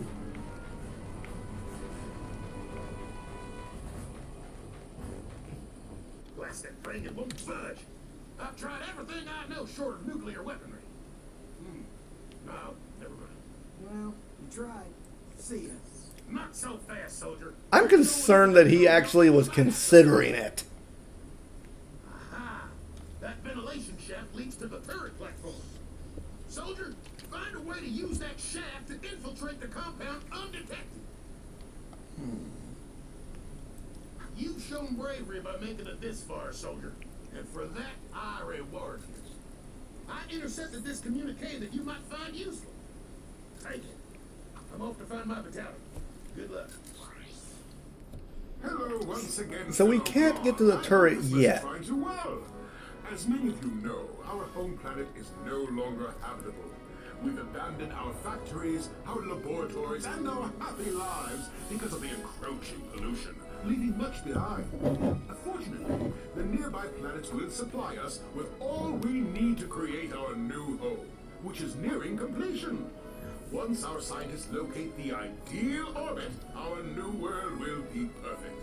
So reserve your space now. Prime locations are filling up fast. Good day. Now do you understand why we must stop him? He won't rest until he has destroyed every planet in the galaxy. Yeah? Well, I got bigger fish to fry. Bigger than the galaxy? Well, different fish anyway. Look, Didn't that commando guy say we could get into that compound? Yes, by using the ventilation shaft. But we will need something special to walk on that. Fine, let's get going then. We'll come back later. You will need a pair of Gadgetron Magna boots to traverse this ventilation shaft. Unfortunately, our scanners do not detect any Magna boots on this planet. Alright, so there's no way I'm going to be able to clear that. So for now, we kind of just need to make our way back to the ship.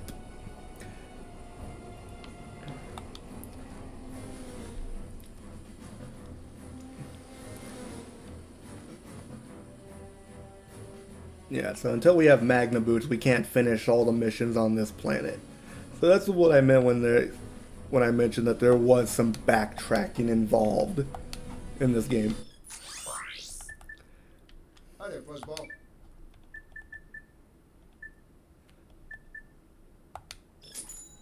Get some decent amount of Devastator ammo because I'm going to be making good use of that one. So we'll head to planet Orxon, which is the next destination on our list.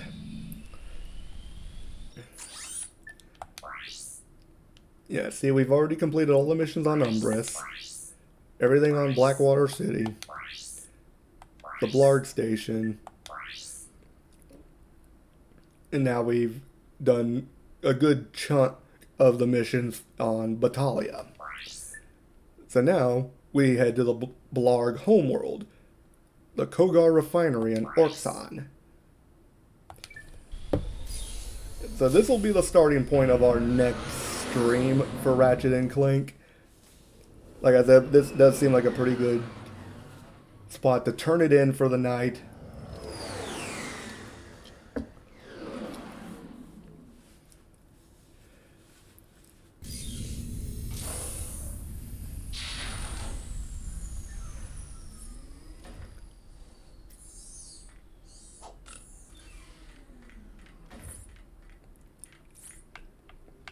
So we do need to find an O2 mask for Ratchet to actually be able to walk here.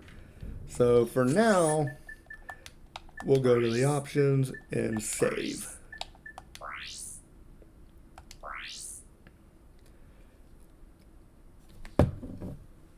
Now, like I said, we made good progress. I had a lot of fun tonight. I hope the rest of you did too. I did have a few hiccups along the way, but again, I am not a god tier gamer. I do this for fun, casually, so hopefully you all enjoyed watching me completely fail at those areas where I kind of just kept shooting myself in the foot. So, I'm not sure when I'll be streaming Ratchet and Clank again. I'm still trying to decide on what my schedule is going to be for next week. As of now, it'll probably be something similar to this week, just because, as far as I know, I'm still in limbo with my new job. But I'll get the dates and times kind of meted out before Sunday and let you all know. And we did have a few of my fellow members from Joysticks come in today. You guys saw Crypta here, Luna was here. I'm very glad to be a part of this group, and I really am glad to be here as a part of that and to be doing some new content with them in the future. So keep an eye out for that. That being said, we are kind of at a stop for the day. I appreciate all of you that stopped by, and I'm looking forward to seeing you again. With that being said, our next stream will be Sunday at same time, 8 o'clock Central. We will be continuing on with RFL and beginning our journey through the Cave of Life in that game. So I'm looking forward to that a lot, and I hope you are as well. I really enjoyed being here tonight. Thank you so much for all the support that you've given thus far. This is Alden Foodry, signing off for the evening. Farewell.